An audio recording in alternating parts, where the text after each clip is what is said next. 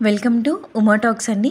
ఈరోజు మనం డిస్కస్ చేసుకోబోయే టాపిక్ ప్రధానమంత్రి సురక్ష బీమా యోజన అండి. దీన్ని మన ప్రధానమంత్రి నరేంద్ర మోడీ గారు 2015 మే 9వ తారీఖున కోల్కతాలో లాంచ్ చేయడం జరిగింది, వెస్ట్ బెంగాల్‌లో.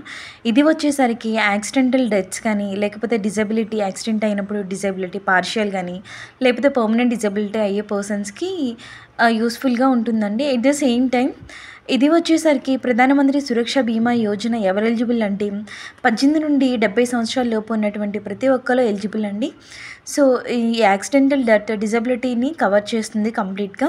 ఇది వచ్చేసరికి సంవత్సరానికి ₹20 మనం ప్రీమియం అనేది కట్టినట్లయితే మనకి ఇన్ కేస్ ఎవరైనా మనుషులు యాక్సిడెంట్లో చనిపోవడం జరిగినట్లయితే వాళ్ళకి ₹2,00,000 బీమా అనేది ఇవ్వడం జరుగుతుందండి.